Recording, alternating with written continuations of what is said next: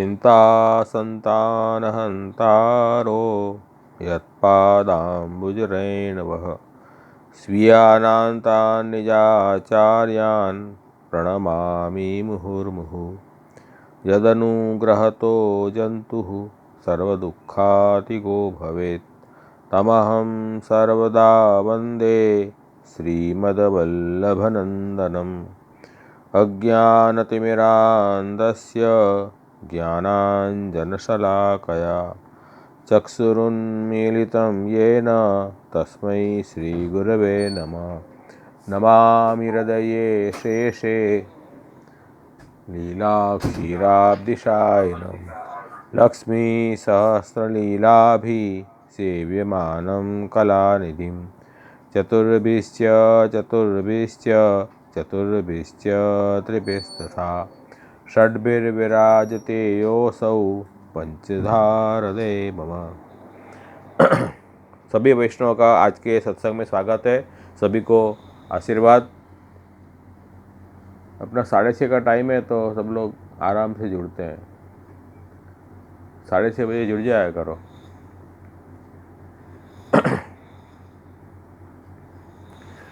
तो गत सत्र में हम सुबोधनी जी भागवत अनुसार 10वें स्कंद के 22वां अध्याय हमने देखा और उस अध्याय के अंतर्गत लीला अनुसारी जो नाम है त्रिविध नामावली में और श्री पुरुषोत्तम सहस्रनाम स्तोत्र में वो नाम का भी हमने विवेचन देखा। और 10वें स्कंद अनुक्रमणिका में ये बात दिखाई कि इस अध्याय में मुख्य 2 चीज़ आई कि प्रभु ने गोवर्धन पर्वत को धारण किया अपने व्रज भक्तों की रक्षा के लिए और इंद्र का मान भंग किया। तो इस प्रकार भगवान ने जब आदिदेवी वैष्णव यज्ञ के द्वारा मतलब गोवर्धन याग के द्वारा इंद्र का मान मर्दन किया, तब इंद्र ने संवर्तक प्रलय करता मेघों को आज्ञा दी कि व्रज में जाओ और मूसल धारा बरसाओ जिससे व्रज डूब जाए। और मैं स्वयं भी ऐरावत पर्वत पर बैठकर व्रज को नष्ट करने के लिए बलिष्ठ वायुगणों को लेकर और आ रहा हूँ। ये बात अपन ने गत वक्त देखी थी। इस प्रकार जब इंद्र कोप से मेघ वायु आदि ने व्रज के सब प्रकार से नाश करने का आरंभ किया, तब व्रजवासी भगवान श्री कृष्ण के शरण गए और शरण्य व्रजवासियों को भगवान ने कहा कि आप बिल्कुल चिंता मत करो, मैं इस व्रज का रक्षा करने वाला हूँ, मैं ही इनका नाथ हूँ, मैं आपका स्वामी हूँ। व्रजवासी सब मेरे परिजन हैं, मेरे परिकर हैं और उनकी रक्षा मैं अपने स्वरूप से स्वयं करूँगा। ये मेरा व्रत मेरे लिए रखा है। तो प्रभु का व्रत है कि जो भगवत शरण जाते हैं उनको प्रभु स्वयं उनकी रक्षा करते हैं। यूँ कहकर जैसे एक बालक छाता उठा लेता है, इसी तरह भगवान ने गोवर्धन पर्वत को लीला से उठा लिया। उनको कोई श्रम नहीं हुआ। अक्लिष्ट कर्मा भगवान है, लीला मात्र से पर्वत को उठा लिया। उठाकर सब गोपों को आप कहने लगे कि आप इस गिरी पर्वत के जो गड्ढा है उसमें आपके गोधन को लेकर निर्भय होकर यहाँ बैठ जाओ, कोई बात की चिंता नहीं करो, ये पर्वत गिरेगा नहीं, मैंने उठा रखा है। इनकी शिला एक भी नहीं गिरेगी क्योंकि भगवान की योग माया से प्रभु ने पर्वत उठाया था। पर्वत पूरा तो था नहीं, शिलाओं से असेंबल होकर बना हुआ पर्वत है, फिर भी एक भी शिला गिरी नहीं। गोपों ने भगवान के वचन पर विश्वास किया और सब लोग उस पर्वत के गड्ढे में आकर आनंद से बैठ गए। भगवान पे विश्वास रखे कि प्रभु करेंगे अच्छा ही होगा, हमारे सर्वस्व हमारे माथे विराज रहे हैं, हमें किस बात की चिंता। ऐसा विश्वास वैष्णव को बहुत आवश्यक है। ब्रजवासियों ने भूख प्यास की व्यथा सुख की इच्छा को छोड़ दिया, एक टक से भगवान को निहारते रहे। 7 दिनों तक एक टक से भगवान को निहारते रहे। न उनको भूख सताई, न प्यास सताई, न उनको किसी बात की परेशानी दुख हुआ। ये भगवान की योग माया का प्रभाव है। तो प्रभु ने अपनी शक्ति से अपना महात्म्य इस तरह दिखाया और 7 दिन तक भगवान एक स्थान पर ही स्थिर रहे।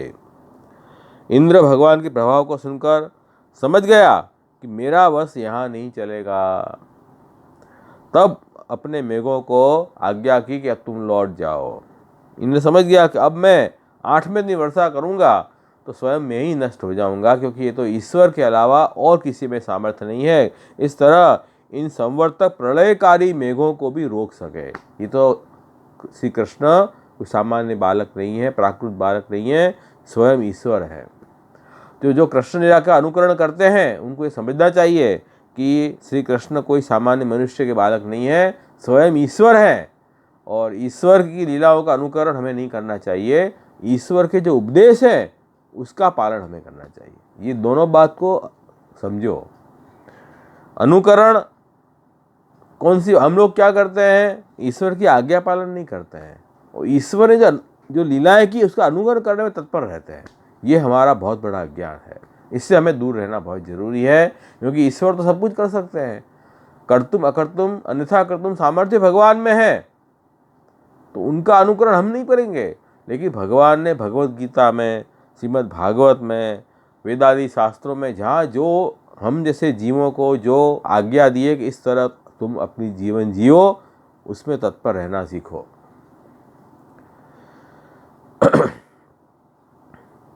तब वायु मेघ आदि सब चले गए, व्रज में शांति स्थापित हुई। भगवान ने गोपों को कहा कि अब कोई भय मत करो, निर्भय होकर अपना द्रव्य गौ आदि लेकर बाहर निकल गोष्ठ में जाओ। सब लोग भगवत आज्ञा के अनुसार अपना अपना सामान लेकर, गोधन लेकर सब लोग बाहर निकले उस गड्ढे में से। भगवान ने भी सबों के देखते हुए लीला मात्र से उस पर्वत को फिर से अपने स्थान पर पूर्ववत स्थापित कर दिया। उसके बाद सब गोप गोपी आदि ने भगवान का अभिनंदन किया, उनको शाबाशी दी बड़े बूढ़ों ने, और दधी अक्षत कंकु आदि से भगवान की पूजन भी किया कि आप तो बहुत बड़े हो, आप में बहुत सामर्थ्य है, और फिर आशीर्वाद दिया, स्नेह से आशीर्वाद भी दिया। तो भक्ति यहाँ प्रकट हो गई। महात्म्य ज्ञान पूर्वस्तु सुदृढ़ सर्वत अधिक स्नेह भक्ति। नंदादि गोपों ने प्रेम से प्रभु को आलिंगन किया, प्रेम पूर्वक मिले, स्नेह लुत होकर आशीर्वचन कहे। और न केवल मनुष्य लेकिन देवताओं ने भी पुष्प की वृष्टि की। सभी समझ गए देव ये तो हमारे स्वामी हैं। इंद्र समझ गया तो सब देव भी समझ गए अपने आप। इंद्र तो यहाँ उपलक्षण है, सभी देवताओं को जो घमंड हो गया था वो भी दूर हुआ। और स्वर्ग में शंख दुंदुभी नगाड़े बजने लगे, गंधर्व वगैरह गाने लगे, अप्सराएं नृत्य करने लगी, और गोपों से वेष्टित भगवान गोकुल में पधारे। गोपिकाएं भगवान के गुण गाती हुई व्रज में गई और हृदय में भगवान के स्वरूप का आनंद करके स्पर्श करने लगी। इतनी कथा इस अध्याय में आई थी जो हमने गत सोमवार को देखी। मैंने आपको संक्षेप में पूरी बात बता दी। अब आज अपन इसका रहस्य भी थोड़ा गए वक्त भी दिखाया था, फिर भी रहस्य भी अपन समराइज कर लें। और बाद में सर्वोत्तम स्तोत्र में जो वल्लभ नाम है, वल्लभाख्य, तो ये लीला के अनुसार वल्लभाख्य नाम कैसे आ रहा है प्रभु का, ये भी आज अपन को देखना है। वो गत सत्र में नहीं देखा था। नंदादि गोपों से इंद्रयाग न करा के वैष्णव यज्ञ कराया, उसका क्या रहस्य है, ये रहस्य मैंने आपको बताया था। उसका रहस्य ये है कि नंदादि गोप जो हैं वो यज्ञ का वैदिक स्वरूप नहीं जानते थे। केवल इतना ही जानते थे कि यज्ञ करने का हेतु ये है कि हम मेघ जो है वो इंद्र है, और वे यज्ञ से वर्षा करते हैं, हमें जल प्राप्त होता है, उससे घास धान आदि उत्पन्न होते हैं, हमारा जो पशुधन है उसका पोषण होता है, हमारा जीवन उस पर निर्भर है। इसलिए प्रतिवर्ष वो इंद्र का याग करते थे। तो ये भगवान कह रहे हैं कि वैदिक यज्ञ नहीं है, अशास्त्रीय अवैदिक यज्ञ है। क्यों? वैदिक यज्ञ तो भगवान ने नित्य नैमित्तिक यज्ञ जो हैं वो आवश्यक यज्ञ बताए हैं, वो मुख्य है। अपने यहाँ श्रौत यज्ञ और स्मार्त यज्ञ दो प्रकार के यज्ञ बताए हैं। श्रौत यज्ञ में 5 यज्ञ मुख्य बताए हैं, जिनको अधिकार है, जो वर्णाश्रम धर्मी हैं, जो द्विज हैं, उनको 5 प्रकार के यज्ञ करने चाहिए। लेकिन वो वैदिक काल में होते थे, आजकल तो कोई करता नहीं है, करने वाले करते हैं लेकिन बहुधा नहीं होता है। उसमें अग्निहोत्र नित्य करना चाहिए, अग्निहोत्र यज्ञ, और 10 पूर्णमास हर पूनम को करना चाहिए, और चातुर्मास हर पर्वों में करना चाहिए। पशु यज्ञ हर 6 महीने में होता है, और सोम यज्ञ साल में एक बार होता है। तो ये 5 यज्ञ मुख्य बताए हैं जो हर नित्य मतलब नित्य यज्ञ में इसकी गिनती होती है। और नैमित्तिक यज्ञ किसी निमित्त से जैसे यज्ञ करने, जैसे ये पशु वगैरह सोम यज्ञ नित्य नैमित्तिक प्राप्त हो तब करते हैं। इस तरह से ये यज्ञ नित्य नैमित्तिक आवश्यक कर्म है, ये करने ही चाहिए। यज्ञ का मतलब है भगवान की पूजा। ये यज्ञ एक भगवान की पूजा का प्रकार है जो वैदिक शास्त्र में है। निष्काम भाव से भगवान की हम पूजा करें तो हमारा अंतःकरण शुद्ध होगा, अंतःकरण में जो मलिनताएं दूर होगी, संसार की आसक्ति अहंता ममता मिट जाएगी, और फिर हम गुरु के द्वारा ब्रह्म ज्ञान का उपदेश प्राप्त करें तो उससे क्या होगा कि हमको मुक्ति प्राप्त होगी। या जो भक्ति भाव से करें, जैसे यज्ञ नारायण भट्ट थे, श्री महाप्रभु जी के पूर्वज थे। यज्ञ नारायण भट्ट, उनके पुत्र गंगाधर भट्ट, उनके पुत्र गणपति भट्ट, उनके पुत्र वल्लभ भट्ट, उनके पुत्र लक्ष्मण भट्ट, और लक्ष्मण भट्ट जी के श्री वल्लभाचार्य जी। तो यज्ञ नारायण भट्ट जो मूल पुरुष में गाते हैं अपन, यज्ञ नारायण भट्ट मूल पुरुष थे, और उनको वो भक्ति भाव पूर्वक यज्ञ करते, केवल ज्ञान के भाव से यज्ञ नहीं करते थे, लेकिन भक्ति भाव पूर्वक प्रभु में स्नेह के भाव से वो यज्ञ करते थे। तो अपन यहाँ सेवा जो करते हैं अपने, वो भी यज्ञ का ही प्रकार है, एक प्रभु की पूजा है, लेकिन हम स्नेह से करते हैं। प्रेम पूर्वक भी तो पूजा की जाती है ना। एक तो प्रभु का केवल ईश्वर महात्म ज्ञान रख के पूजा करना, और एक स्नेहवश होकर पूजा करनी, तो दोनों प्रकार की पूजा है अपने यहाँ। तो उन्हें स्नेहपूर्वक पूजा की तो यज्ञ में से भगवान श्री कृष्ण प्रकट हुए, जो श्री मदन मोहन जी का स्वरूप जो आज भी हमारे सप्तम घर में हमारे माथे विराज रहे हैं। तो वो श्री मदन मोहन जी का स्वरूप प्रकट हुआ। उन्होंने आज्ञा की कि आपके कुल में 100 सोम यज्ञ जब पूरे होंगे तब मेरा प्रागट्य होगा। तो ये देखो, यज्ञ से उनको साक्षात भगवान की प्राप्ति हुई, अपन को साक्षात श्री वल्लभ प्रकट हुए हैं। तो यज्ञ केवल मर्यादा मार्गी ऐसा नहीं है, लेकिन भावना पुष्टि मार्गी भाव करोगे तो यज्ञ का फल आपको पुष्टि मार्गी मिलेगा। ये बात समझो। तो इस भाव से हम यज्ञ करते थे, लेकिन हम कुछ सकाम भाव से यज्ञ करें, ये तो आदिदेव यज्ञ है। और केवल मुक्ति के लिए कोई यज्ञ करे कि अभी संसार का जन्म मरण निवृत्त हो जाए, तो आध्यात्मिक यज्ञ है।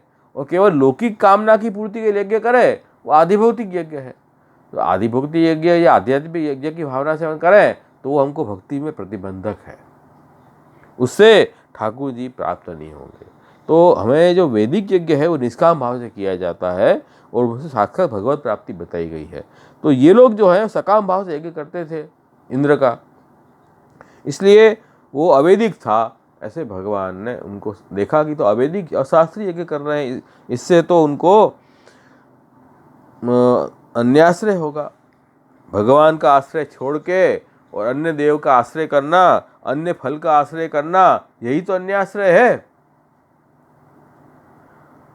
जब प्रभु के निज परिकर के ये जीव थे सब ब्रजवासी ब्रज भक्त, और प्रभु को छोड़कर और लौकिक फल के लिए यज्ञ करना, फल तो भगवान स्वयं है। भगवान एवं फलम पुष्टि माह में भगवान फल है। और भगवान का आश्रय लेकर और भगवान के जो सेवक हैं, जो प्राकृत देव हैं, सब प्राकृता सकला देवा, इंद्र वगैरह प्राकृत देव हैं सब, उनका आश्रय करना, ये तो भक्ति में बहुत बड़ा प्रतिबंध आ गया। अब तो उनको प्रभु में आसक्ति भी हो गई थी, साधन प्रकरण है, फिर भी वो अन्य आश्रय करेंगे तो भक्ति का फल कैसे प्राप्त होगा। ये बहुत बड़ा विघ्न था ये। तो भगवान ने कहा कि इनका निरोध तो अभी हुआ नहीं है। भगवान ने उनको निरोध सिद्ध करने के लिए, व्यसन अवस्था सिद्ध करने के लिए, अन्याश्रय दूर करवाने के लिए इंद्र याग बंद करवाया और गोवर्धन याग शुरू करवाया। गोवर्धन याग में संपूर्ण समर्पण प्रभु ने स्वीकारा। गोवर्धन याग के द्वारा अनुकूल भोग प्रभु ने आरोगा। स्वयं विराट रूप धारण करके गिरिराज पर्वत पर प्रकट हो गए, कहा कि मैं स्वयं गिरिराज जी हूँ। और आपने गिरिराज जी की महात्म्य पहली बार सबको समझ में आया कि गिरिराज जी भगवान का कृष्ण का ही स्वरूप है। और स्वयं गिरिराज जी में प्रकट होकर श्री गोवर्धन नाथ जी ने अनुकूल भोग आरोगा और व्रज भक्तों का सर्वस्व समर्पण स्वीकार किया। ये समर्पित ये साधन प्रकरण है, इसलिए प्रभु ने अपने यहाँ मुख्य 2 साधन बताए हैं पुष्टि मार्ग में, अनन्य आश्रय और समर्पित जीवन। प्रभु में अनन्य आश्रय रखना और पूर्ण समर्पित प्रभु में होना, अन्याश्रय का त्याग करना, अन्याश्रय न कर्तव्य, सर्वथा बाधकस्तु सह, असमर्पित वस्तु नाम तस्माद वर्जनम आचरेत। सिद्धांत रहस्य में ये बात बताई, विवेक धैर्याश्रय में अन्याश्रय की मना की, ये दोनों चीज नहीं करनी। तो अपने को क्या करना, निवेदि भी समर्प्यैव सर्वम कुर्यादिति स्थिति। तो नमतम देव देव स्वामी उक्त समर्पणम, तो अपन को सब कुछ ठाकुर जी को समर्पण करके और ठाकुर जी का जो भुक्त है उच्छिष्ट, उससे अपना लोक वेद के व्यवहार चलाने हैं। ये सिद्धांत रहस्य का समर्पित जीवन का सार है।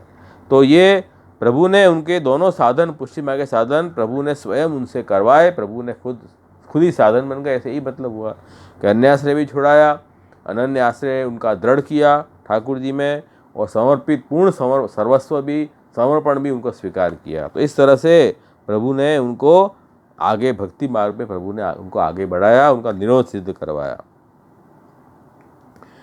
और दूसरा रहस्य क्या है कि इंद्र वगैरह देवता हैं, उनको जो पदवी दान किया है, इतनी बड़ी पदवी पे कौन ने बैठाए हैं, भगवान ने ही बैठाए हैं। भगवान का जो कार्य है सृष्टि का संचालन करने के लिए इन देवों को प्रभु ने बैठाया है, लेकिन वो अपना स्वरूप भूल गए और अपने को ही जगत का ईश्वर रक्षक मानने लगे सब। तो इंद्र भी ये समझ लगा कि मैं ही ईश्वर हूँ। इंद्र को तो प्रभु ने कहा कि इंद्र का नाश तो नहीं करना है, लेकिन इंद्र का जो मदरूप दोष है उसका निवारण करना आवश्यक है। तो मदरूप दोष कैसे दूर होगा, कि गोवर्धन पर्वत को धारण करके 7 दिन तक इंद्र ने जो प्रकोप किए सबका निवारण प्रभु ने कर दिया। तो अपने आप इंद्र का अभिमान दूर हो गया। तो इन दोनों कार्यों की सिद्धि के लिए भगवान ने वैष्णव याग द्वारा और उनका सर्वस्व अर्पण करके, अंगीकार करके, उनका अन्याश्रय भी छुड़ाया, असमर्पित भोग भी छुड़ाया, और इंद्र की प्रबल वर्षा और वायु से क्षुब्ध ब्रजवासियों की रक्षा करके अपना प्रभाव और स्वरूप ब्रजवासियों को भी दिखाया और इंद्र को भी दिखाया। प्रभु ने अपना महात्म्य ज्ञान स्पष्ट सबको दिखा दिया कि मैं कौन हूँ।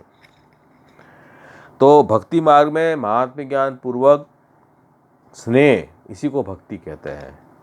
भक्ति की यही व्याख्या अपने यहाँ भक्ति शास्त्र में दी हुई है, महात्म्य ज्ञान पूर्वक सुदृढ़ सर्वतधिक स्नेह भक्ति। तो प्रभु ने भक्ति के दोनों जो अंग हैं, अंश, उसको दृढ़ करवाए इस गोवर्धन लीला के द्वारा। वैसे अपने यहाँ आजकल सेवा में होली लीला चल रही है, होली की लीला चल रही है, लेकिन अभी कथा पक्ष में हमारे यहाँ या गोवर्धन लीला चल रही है आजकल। तो हम तो सब लीलाओं का आनंद लेते हैं, ठाकुर जी की जितनी भी लीलाएं भगवान की आनंदायक लीला है।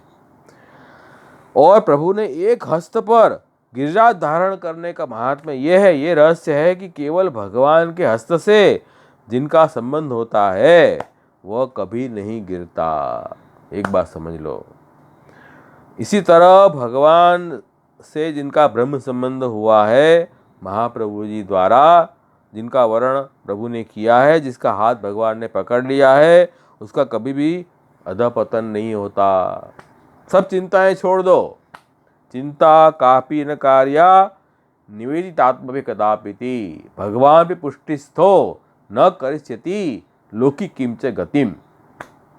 समझ में आई ना बात, कि भाई अपन ने ठाकुर जी के शरण गए हैं, शरणागत का रक्षण करना भगवान का व्रत है, और प्रभु को निवेदन किया है हमने ब्रह्म संबंध द्वारा, वो भी इसी महाप्रभु जी के द्वारा हमारा निवेदन हुआ है, हमारे मन से भी नहीं गए। मन से जाओ तब भी ठाकुर जी स्वीकारते हैं। ये तो आचार्य स्वयं भगवान के मुखारविंद साक्षी स्वरूप श्री महाप्रभु जी के द्वारा हम जीवों का नाम निवेदन प्रभु से हुआ है, तो प्रभु कभी हमें छोड़ेंगे नहीं, ये बात समझ लो।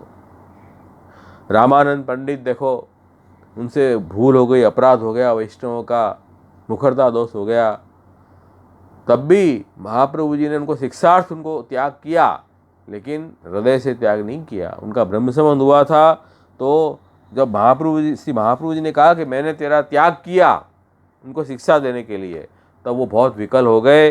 उन्होंने अपना घर छोड़ दिया। अब मुझे घर में रह के क्या फ़ायदा है, जब महाप्रभु जी ने मुझे मेरा त्याग किया, ऐसे घर में क्यों मैं रहूं। और जैसे तैसे अपना व्यवहार करते, और एक दिन उन्होंने जलेबी दुकान से खरीद के, और उन्होंने ब्रह्म संबंध की भावना से प्रभु को विज्ञप्ति की कि हे श्रीनाथ जी आप अरोग हो। तब श्रीनाथ जी अपने मंदिर में उनकी जलेबी अरोग रहे। तब से महाप्रभु जी ने पूछा कि आज तो राजभोग में सामग्री तो जलेबी की है नहीं, आप कहाँ से अरोग रहे हो। तो क्या आपके भक्त ने जलेबी अरोगाई तो अरोगूंगा ही मैंने आपको, मेरी प्रतिज्ञा है कि जो मेरे शरण आता है, जो मुझे नाम निवेदन करता है, उसको मैं छोड़ता नहीं हूँ, उनका त्याग नहीं करता हूँ। महाप्रभु जी का मैंने तो उनका त्याग किया है। तो कहीं नहीं, आपने भले ही त्याग किया हो, लेकिन आपने उसका ब्रह्म संबंध करवाया है उस जीव का, इसलिए मैं उसको छोड़ूंगा नहीं। तो देखो, ये ब्रह्म संबंध क्यों कर लेते हैं हम, भगवान की सेवा के लिए। ब्रह्म संबंध से जीव को भगवत सेवा की योग्यता प्राप्त होती है। फिर वो जीव जो भी कुछ सेवा के उपचार करेगा, प्रभु उसको स्वीकार लेंगे। हम भोग धरेंगे, ठाकुर जी अरोगेंगे। हम श्रृंगार धरेंगे, ठाकुर जी श्रृंगार धरेंगे। तो अगर हम ब्रह्म संबंध नहीं किया है, तो ठाकुर जी सेवा स्वीकारेंगे नहीं। तो ब्रह्म संबंध का प्रयोजन जो है वो भगवत सेवा है। तो देखो, ये भी आज समझो, जैसे ब्रजवासी भगवान के शरण गए तो भगवान ने उनके सर्व आपदाओं से उनकी रक्षा की। इस तरह जैसे जो भी जीव भगवान के शरण जाते हैं, उनकी रक्षा करना ये भगवान ने अपना व्रत ले लिया है। इस तरह भगवान ने उनको 7 प्रकार के अन्याश्रय से बचा के प्रभु ने उनकी रक्षा की। ये भी अपन ने सुबोधि जी अनुसार गत सत्र में देख लिया था। मैंने केवल आज उसको समराइज कर दिया थोड़ा। अब अपन श्री वल्लभ नाम जो है वो कैसे आ रहा है, वो अपन आज देखेंगे कि ये जो लीला अपन ने देखी, उस लीला में जो वल्लभ नाम जो आया है, वो कैसे लीला के अनुसार वल्लभाख्य नाम सर्वोत्तम स्तोत्र में आया है। तो सर्वोत्तम स्तोत्र के नाम का पाठ करने से महाप्रभु जी के नामों का आवर्तन तो हो ही जाता है, साथ साथ 10वें स्कंद की जितनी भी लीलाएं हैं प्रभु की, सब लीलाओं का भी उसमें अवगान हो जाता है। ऐसा ये चमत्कारी स्तोत्र है, समझ सर्वोत्तम स्तोत्र हो, ये बात समझ लो। तो अब मैं वो अपन देखेंगे। अब देखो, ये थोड़ा सुबोधि अनुसार और श्रीमद् प्रसिद्ध भागवत के अनुसार 3 अध्याय का आपको फर्क मिलेगा 10वें स्कंद में। सब जगह नहीं, केवल 10वें स्कंद में, क्योंकि वहाँ 3 अध्याय क्षेपक माने हैं। तो सुबोधि अनुसार अपन 22वां अध्याय देख रहे हैं, और प्रसिद्ध भागवत के अनुसार 25वां अध्याय है। ये थोड़ा ध्यान में कर लो बस।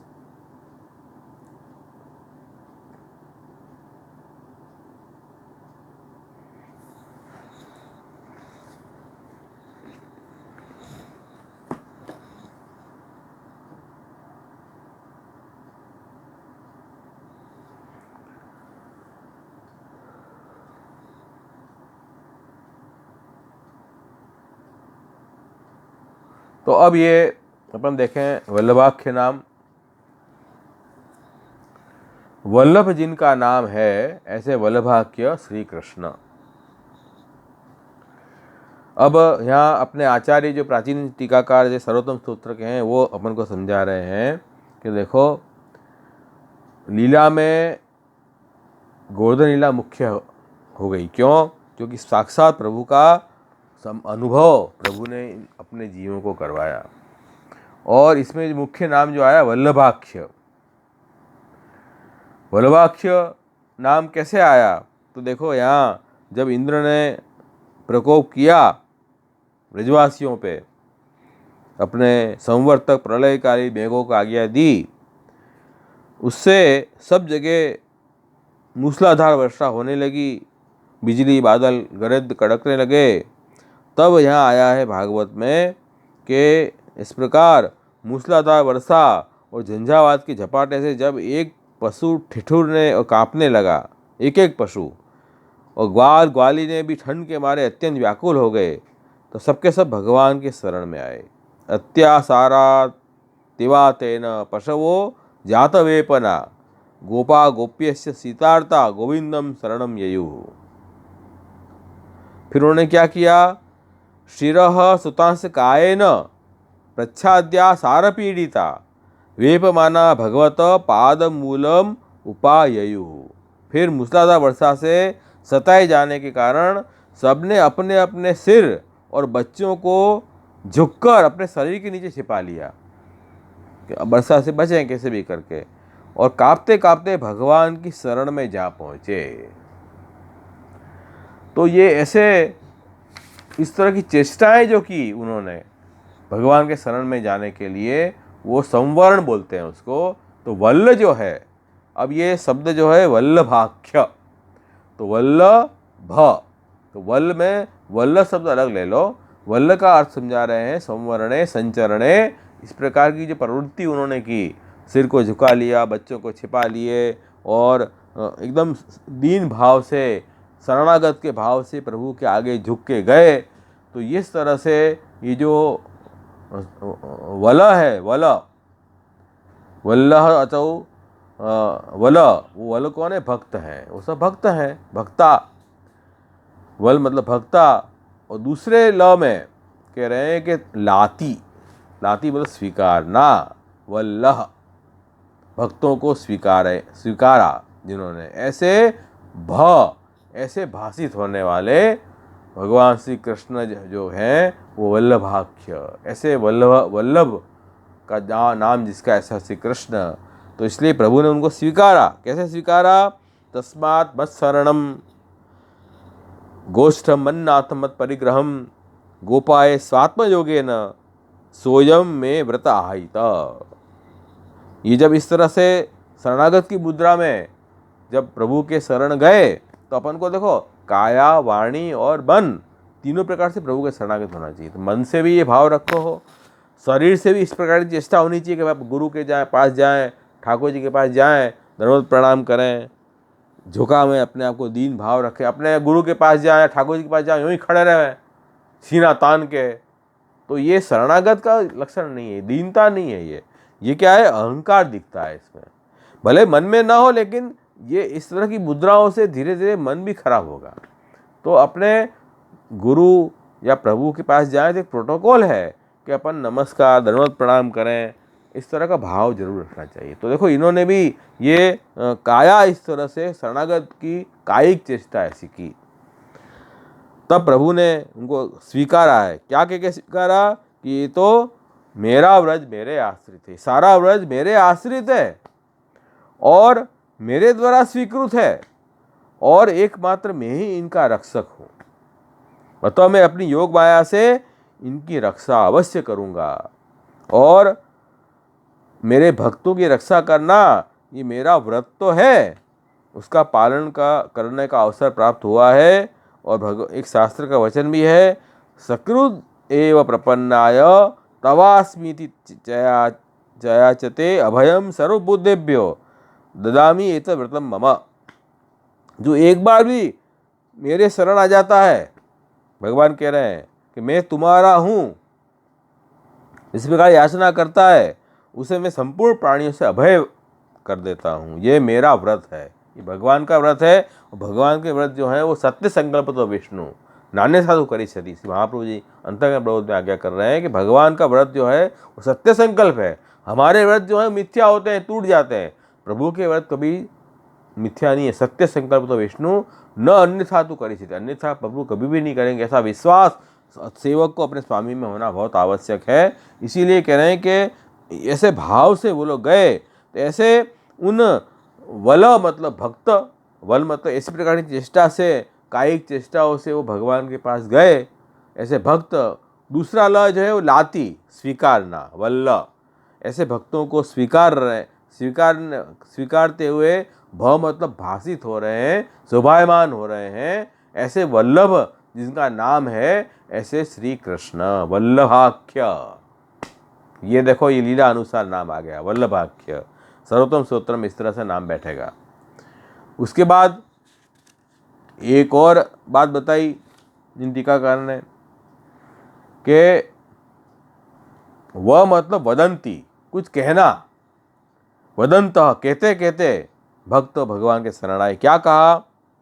कृष्ण कृष्ण महाभाग त्वन्नाथम गोकुलम प्रभो त्रातुम अरसी देवान्नः कुपिताद भक्त वत्सल। तो कह रहे हैं, वो बोले कि हे श्री कृष्ण, आप तो बड़े भाग्यवान हो। हे श्री कृष्ण, केवल आपके ही से ही में हमारी रक्षा हो पाएगी। सारे गोकुल के एकमात्र स्वामी रक्षक आप ही हो, इसलिए इंद्र के क्रोध से अब आप ही हमारी रक्षा कर सकते हो। ऐसे बोलते हुए, अब जब बोले ना श्री कृष्ण शरणम मम, श्री कृष्ण शरणम मम, ऐसे बोलना चाहिए। ये वाचिक शरणागति है। चेष्टा रखो, दंडवत प्रणाम करो, साष्टांग दंडवत करो, दंडवत प्रणाम करो, हे प्रभु मैं आपके शरण आया हूँ, ऐसे दंडवत प्रणाम से सिर झुकाओ, ये अपनी कायिक शरणागति है। और जो भी कष्ट आए उसको सहन करना, वे प्रभु जो कर रहे हैं हमारे अच्छे के लिए कर रहे हैं, हम तो प्रभु के शरण बैठे हुए हैं, जो भी कुछ विपत्ति आएगी उसको सहन करो, ये भी कायिक शरणागति है। मन से अष्टाक्षर मंत्र का जप करो, ये वाचिक शरणागति है। और वाणी से और मन से एकमात्र भगवान ही सबके स्वामी है, वही हमारी रक्षा है, ऐसा विश्वास रखना, ये मन से मानसिक शरणागति है। तो ये कह रहे हैं कि बोलते बोलते जो आए उनको, माने वाचिक शरणागति लेते हुए जो लोग आए उनको भी स्वीकारे, ऐसे वल्लभ स्वीकारना, वो वल्लभ, और ऐसे शोभायमान जो हो रहे हैं वल्लभ, ऐसे वल्लभ नाम वाले भगवान श्री कृष्ण, कृष्ण कृष्ण महाभाग। तो कायिक शरणागति और वाचिक शरणागति से जो भक्त आए उनका प्रभु ने स्वीकार किया। ऐसे शोभायमान, भव मतलब शोभायमान, भांति, ऐसे वल्लभ, ऐसा जो वल्लभ नाम है जिनका, ऐसे श्री कृष्ण वल्लभाख्य। तो इस तरह से यहाँ ये बात समझियो, समझ में आई। और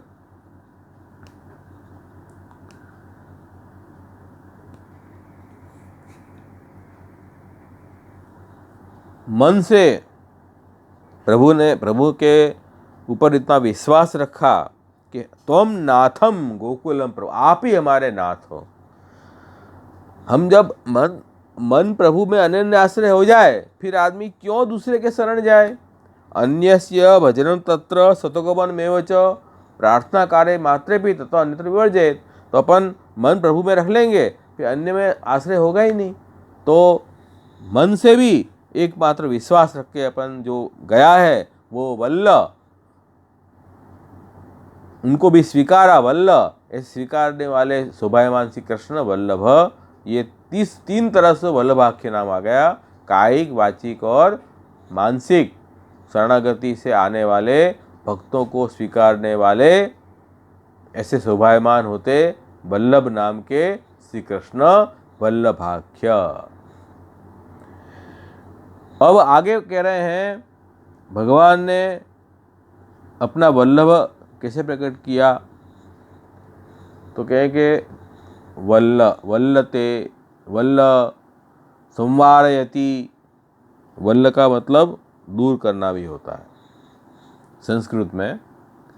कह रहे कि वल्लयति इति संवारयति, आवरण दूर करना इति वल्ल। और ऐसे जो भाषित होते ऐसे कृष्ण, वो कहाँ आया है? तो कह रहे हैं कि भगवान ने कहा कि ये व्रज मेरे आश्रित है, इनकी रक्षा करना मेरा व्रत है। ऐसे बोलते हुए भगवान श्री कृष्ण ने इति उक्त्वा एकेन हस्तेन कृत्वा गोवर्धन चालम, ऐसे बोलते हुए भगवान ने खेल खेल में ही एक हाथ से गिरिराज पर्वत गोवर्धन को उठा लिया। कैसे उठा लिया? दधार लीलया कृष्ण छत्राकम एवं बालक, जैसे छोटे छोटे बालक बरसाती छत्ते के पुष्प को उठाकर हाथ में रख लेते हैं, उसी तरह से उन्होंने पूरे पर्वत को धारण कर लिया। तो ये कह रहे हैं कि वल्ल, इसका मतलब हुआ कि प्रभु ने पर्वत को उठा के शोभायमान होने लगे एक हस्त से, ऐसे वल्लभ भगवान श्री कृष्ण वल्लभाख्य। उसके बाद दूसरा एक अर्थ किया है कि संवृत तिष्ठति इति वल्ल गोवर्धन तेन भाति। प्रभु ने जब गोवर्धन पर्वत उठाया, प्रभु की शोभा बड़ी अद्भुत लगी। एक छोटे 7 साल के बालक हैं, एक हस्त से वो पर्वत को उठा के खड़े हुए हैं आप, तो ये गजब की शोभा है। तो ये जो है कि जो वल्लते संवृत तिष्ठति, ये प्रभु खड़े हैं। वल्ल का मतलब गोवर्धन, गोवर्धन भी तो भगवान के ही भक्त हैं, प्रभु ने उनको स्वीकारा है, ऐसे भक्त हैं गोवर्धन, हरिदासवर्य हैं। और उन गोवर्धन पर्वत को उठाने के कारण जिनकी शोभायमान हो रही है, ऐसे वल्लभाख्य भगवान श्री कृष्ण। और इससे क्या हुआ, सब लोग पर्वत के नीचे आ गए और उनको भगवान श्री कृष्ण को दर्शन करने लगे। और दर्शन करते करते उनको न भूख लगी, न प्यास लगी, न उनको कोई थकान लगी। 7 दिन 7 रात ऐसे निकल के मालूम ही नहीं पड़ी। देखो, ये तन्मयता ऐसी होती है कि कृष्ण की सेवा करने में भक्त को कोई तकलीफ नहीं होती है। ये कब होगा, जब ठाकुर जी में मन लगेगा, भक्ति होगी तो, नहीं तो नहीं। प्रभु में भक्ति होगी, प्रेम होगा, तो ठाकुर जी की सेवा में कोई श्रम नहीं। सेवा से बाहर आए, लौकिक कार्य में श्रम, ऐसा है तो भक्ति है। तो हम लोक में तो दौड़ दौड़ के जाते हैं और ठाकुर जी की सेवा में आलस आ जाता है। तो ये अभी हमारी साधन अवस्था में हमारी कचास है, भक्ति अभी कच्ची है, भक्ति परिपक्व नहीं हुई है। तो इनको तो प्रभु ने व्यसन अवस्था प्राप्त करवाई गोवर्धन लीला के द्वारा, तो उनको तो कोई न भूख है, न प्यास है, न कोई श्रम है, सब कुछ भुला के 7 दिन तक भगवान के दर्शन ही करते रहे। दर्शन करने में इतने आनंद विभोर हो गए कि उनको सब सुख, त्रिलोकी का सुख प्राप्त हो गया। ऐसे प्रभु के स्वरूप के दर्शन उनको हुए। तो अपन दर्शन इतनी देर नहीं कर सकते हैं, अपन तो थोड़ी देर दर्शन करें, थोड़े कीर्तन गावें, एक आध दर्शन करें, बस अब जाएं, दर्शन करके अपन चले जाएं बाहर। इतनी देर दर्शन कैसे कर सकें? ये तो 7 दिन और 24 आवर्स बहुत बड़ी बात है। तो ये उनका व्यसन अवस्था उनको प्राप्त हो रही है, ये दिखाई बात। तो प्रभु उनके वल्लभ हुए ना। इस तरह प्रभु को निरखना, कौन किसे निरख सकते हैं हम? जो हमें हमारा प्रिय हो। तो वल्लभ का अर्थ जो है प्रिय भी होता है, जो हमारे बहुत डियर हो, प्रिय हो, वो उसको वल्लभ कहते हैं। तो ऐसे प्रिय है सब भक्तों के वल्लभ, ऐसे वल्लभ नाम वाले श्री कृष्ण। तभी तो 7 दिन तक निरख पाए ठाकुर जी को, तो कहाँ से निरख पाते? वल्लभाख्य। उसके बाद एक दूसरा अर्थ टीकाकार समझा रहे हैं कि वल्लते का मतलब संवरयति मेघान। वल्लते का मतलब होता है दूर करना। तो मेघों को दूर करने वाला वल्ल कौन है? इंद्र। और भ का मतलब भीषयति, इंद्र को भी भयभीत हो गया। इंद्र को भी भयभीत कर दिया। ऐसे भयभीत करने वाले वल्लभ श्री कृष्ण।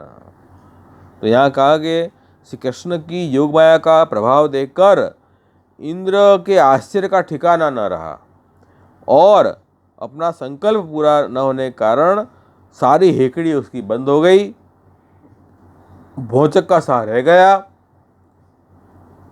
और इसके बाद उन्होंने मेघों को अपने आप वर्षा से रोक दिया। तो ये उनकी, इंद्र भी डर गया हो, तो इंद्र को डराने वाले वल्ल मतलब इंद्र, भ मतलब भयभीत करने वाले वल्लभ श्री कृष्ण, वल्लभाख्य श्री कृष्ण। और यद्वा वल संचरणे वल्लते संचरणे वल्ला गोपा तई भांति। जब सब गोप बालकों को प्रभु ने कहा कि अब तो कोई चिंता की बात नहीं है, वर्षा सब चली गई, बैंक चले गए हैं, आप लोग बाहर आ जाओ, सब बाहर निकल आए। तब कह रहे हैं कि तते निर्ययु गोपा स्वम स्वम आदाय गोधनम सकटो ढोपकरणम श्रीबालस्थ वीरासनैः।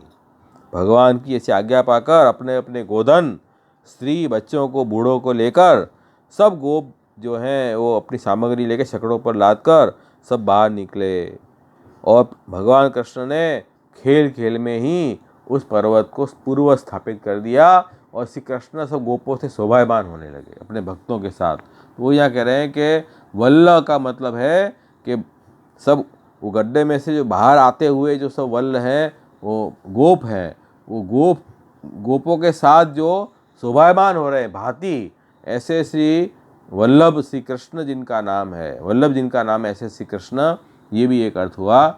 और दूसरा वल्लभ का रूढ़ अर्थ क्या है? प्रियतम, जो अपने बहुत प्रिय हो, डियर हो, उसको वल्लभ कहते हैं। तो यहाँ कह रहे हैं कि जब ठाकुर जी ने इस तरह अपना प्रभाव दिखाया, उनकी रक्षा की, तब ब्रजवासियों का हृदय प्रेम के आवेग से भर रहा था।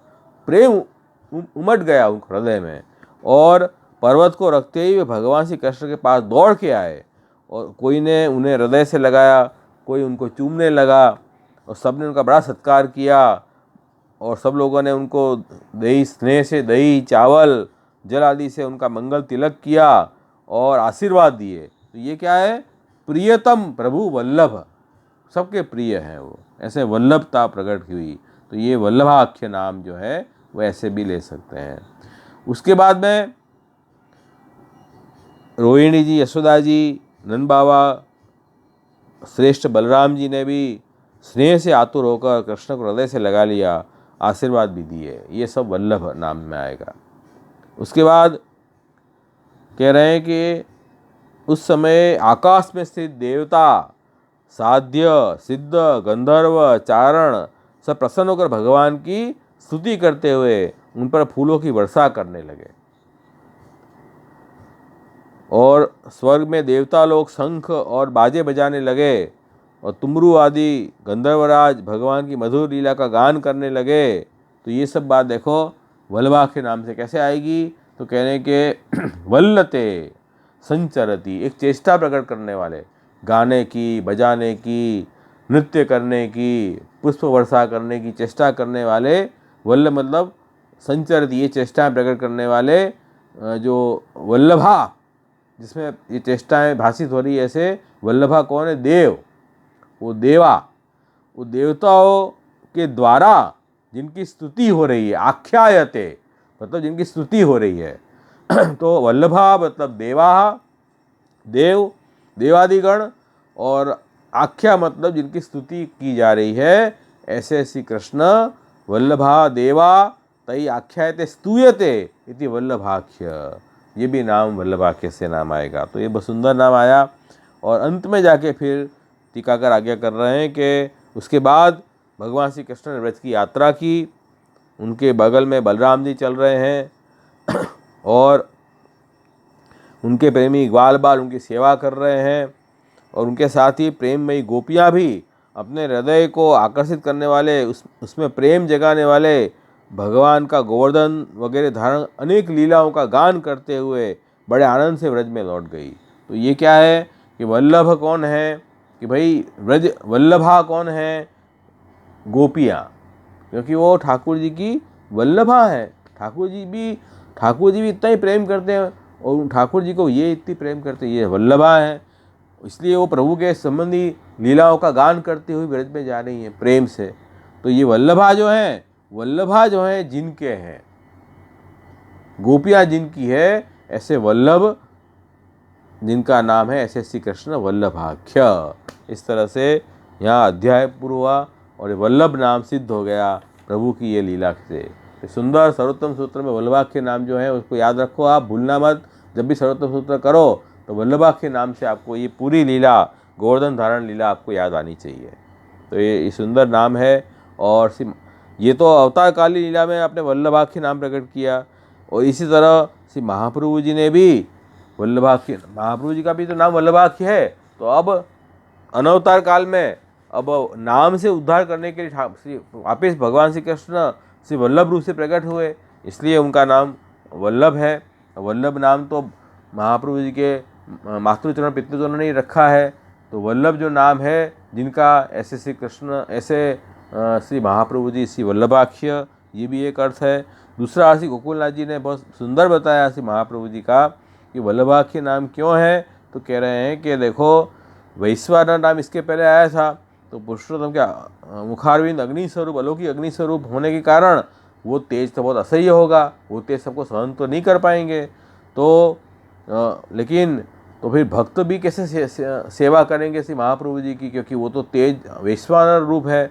तो कह रहे हैं कि नहीं वैश्वानर रूप भले है, फिर भी सेवा करने में वो तेज बाधक नहीं होगा। क्यों? आप वल्लभाख्य भी हैं इसलिए, क्योंकि आप वल्लभाख्य हैं इसलिए वो जो अपने प्रेमी भक्त हैं उनकी सेवा करने प्रेमी भक्त आए तो श्री महाप्रभु जी अपना वो अलौकिक अग्नि स्वरूप उनको तेज रूप नहीं लगता है, जो आसुरी जीवों को तेज रूप लगता है, और अपने निज सेवकों को तो वो बहुत शीतल अग्नि लगती है। तो यही तो अलौकिक अग्नि और लौकिक अग्नि में फर्क है।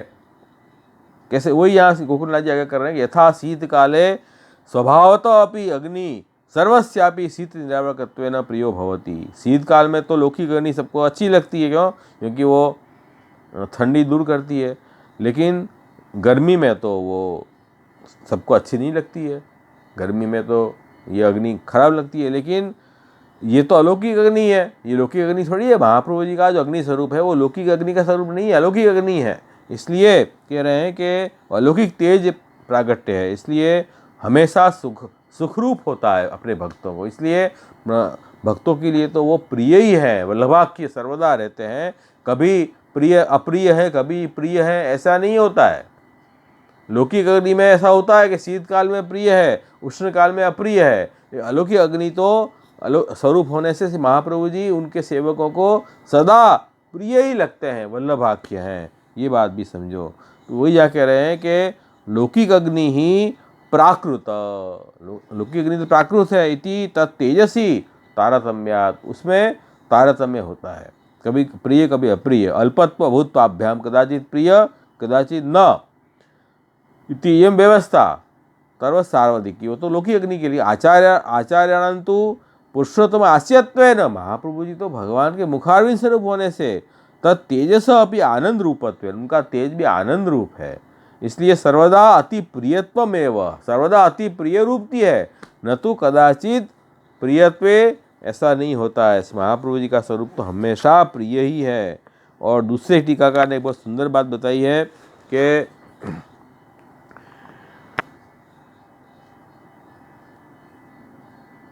अलौकिक अग्नि श्री महाप्रभु जी का स्वरूप है, तो निज सेवक को तो आपको ज्ञान का प्रकाश होता है, क्योंकि यहाँ बताया है कि देखो सर्वेषां भक्तानां प्रिय रूप, वल्लभ मतलब प्रिय रूप, सभी भक्तों को महाप्रभु जी प्रिय रूप लगते हैं। इस कारण एवं सति भक्तानां प्रियत्व रूपत्वे स्व ज्ञान प्रकाशत्वम एवं हेतु। भाई भक्तन को जो प्रिय रूपता महाप्रभु जी की समझ में आ रही है, उसमें हेतु क्या है?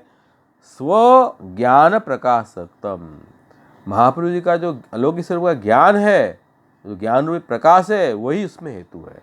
हम श्री महाप्रभु जी के आनंद स्वरूप को पहचानते हैं, भक्त जो हैं वो श्री महाप्रभु जी के अप्राकृत अलौकिक आनंद स्वरूप को पहचानते हैं, इसलिए उनको वो प्रिय लगते हैं। वो जो आसुरी जीव है वो नहीं पहचानते हैं, उनको ज्ञान ही नहीं है महाप्रभु जी के स्वरूप का, तो इसलिए वो उनको महाप्रभु जी अप्रिय लगते हैं। तो वही बात है कि अपन को जिसका ज्ञान वास्तविक सच्चा ज्ञान होगा, वस्तु का तो वस्तु अच्छी लगेगी, और ज्ञान नहीं है तो लगा रही तो बेकार आदमी है, अच्छा नहीं है, ये अच्छा आदमी नहीं है। ये समझो तो सही, उस आदमी, लोक में भी ऐसा है, लोक में भी किसी व्यक्ति का अपन को ज्ञान नहीं है तो अपन को लगेगा अरे कैसा आदमी है, कौन है, क्या मालूम, लेकिन उसके साथ हम बैठेंगे, बात करेंगे, संग में रहेंगे, उसकी अच्छाई ध्यान में आएगी, तब अपन को वो प्रिय लगेगा। तो ये बात है। तो अलौकिक जो देवी जी हैं उनको तो ज्ञान का प्रकाश है, इसलिए उनको अच्छा लगता है। और दूसरी बात यह है कि भगवान जो महाप्रभु जी के स्वरूप हैं वो भगवदीय, वो जितना स्नेह करेंगे प्रभु को, इतना ही आपका स्वरूप जल्दी समझ में आएगा। स्नेह से सेवा करोगे तो आप जल्दी कृपा करके अपने स्वरूप का ज्ञान उसको कराएंगे। दूर दूर ही रहेंगे तो कहाँ से स्वरूप ज्ञान होगा? तो प्रभु के सन्मुख हो, सेवा से, कथा में प्रभु से जुड़ो, तो धीरे धीरे प्रेम जितना ज़्यादा करोगे, संगा संजायते काम, संग से काम प्रियता प्रकट होगी, उससे आपको स्वरूप ज्ञान भी होगा।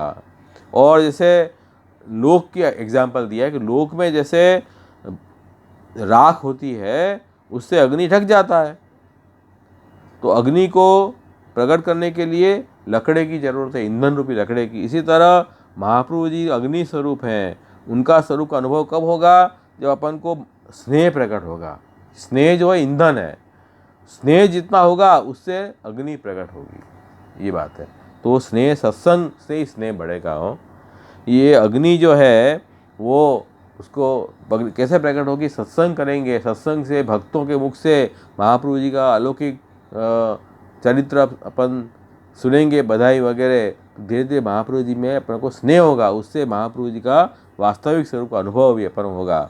जो आसुरी जीव है वो तो यही समझते हैं कि कोई बड़े पंडित हैं, कोई बड़े ब्राह्मण हैं, ऐसे ऐसे समझते हैं। उनको महाप्रभु जी का मूल स्वरूप का ज्ञान नहीं है कि वस्तुतः कृष्ण एवं है। तो पुष्टि मार्गी जीवों को तो ये बात अच्छी तरह समझनी चाहिए कि श्री आचार्य चरण हमारे ये आचार्य चरण जो है हमारे वल्लभ है, क्योंकि हमारी रक्षा के लिए इस घोर कलयुग में, इस संसार सागर में से हमको निकालने के लिए श्री वल्लभ प्रकट हुए हैं। जैसे ठाकुर जी ने उनको इंद्र के प्रकोप से बचाया, ऐसे से महाप्रभु जी अपन को इस संसार घोर कलयुग में बचाने के लिए आप प्रकट हुए हैं। ऐसे वल्लभाख्य श्री महाप्रभु जी हैं।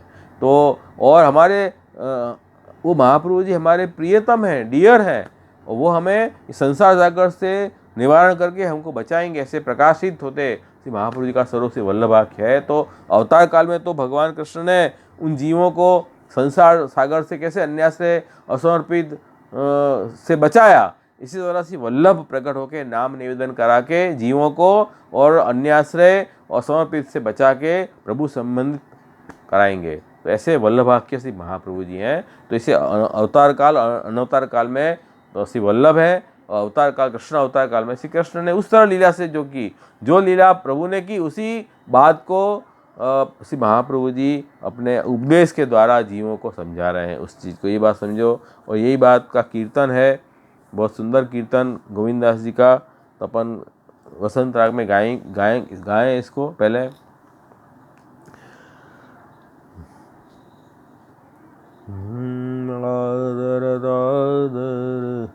वल्लभाख्य मोको लागे वल्लभ अति, वल्लभाख्य मोको लागे वल्लभ अति। रसनादिन रैन करहो रटन, लगन लागी रहे सुनहु प्राणपति। वल्लभाख्य मोको लागे वल्लभ अति, वल्लभाख्य मोको लागे वल्लभ अति। तो वल्लभाख्य जो श्री महाप्रभु जी मुझको बहुत ही वल्लभ लगते हैं। क्यों? कि अब वो हमारे रक्षा करने वाले वही हैं, उनके द्वारा उनसे उद्धार होगा, दूसरा कोई नाथ हमारा नहीं है, यही नाथ है हमारे। श्री वल्लभ ही हमारे स्वामी हैं। रसना दिन रैन करहो रटन, लगन लागी रहे सुनहु प्राणपति। हम दिन रात यही जीव से उनकी रटन करते रहे, श्री वल्लभ शरणम मम, श्री वल्लभ शरणम मम, और तभी लगन लागी रहे सुनहु प्राण, ये प्राणपति, ये सुनो, हम तो यही लगन हमें लगे कि आपके शरण हम जाएं, मन वाणी और काया से आपकी शरणागति लें। तिहारे दरस बिन दुख पावत हो, करहु कृपा रंक पर द्विजपति। आपके दर्शन बिना तो मैं बहुत दुख पा रहा हूँ। महाप्रभु जी प्राप्त नहीं होंगे तो हम तो संसार सागर में डूब जाएंगे और मगरमच्छ खा जाएंगे हमको। तो करहु कृपा रंक पर द्विजपति, आप द्विजपति हैं, आचार्य स्वरूप से प्रकट हुए हैं, हम जैसे जीवों, रंग जीवों पे आप कृपा करिए।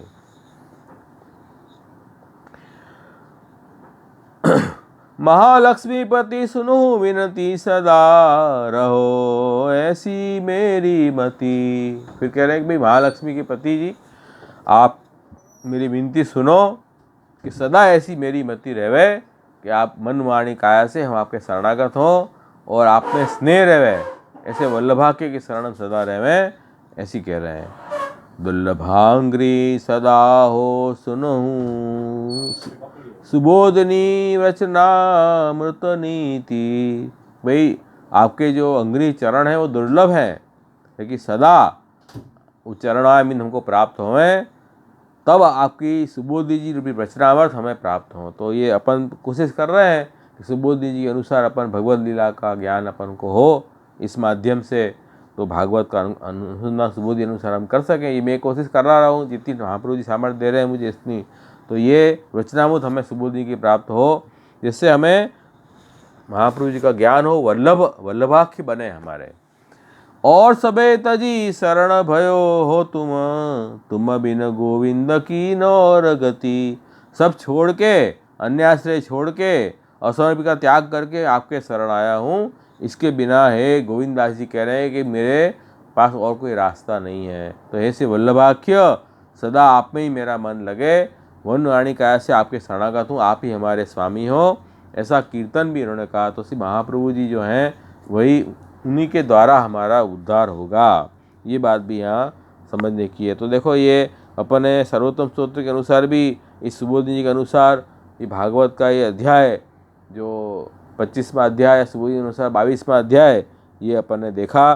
तो इस तरह से हम अवगान करें तो धीरे धीरे ठाकुर जी कृपा से हमें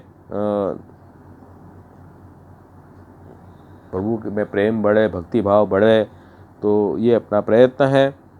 कोई प्रश्न है आपको तो आप पूछ सकते हो। मैं क्वेश्चन आंसर स्टार्ट करता हूँ।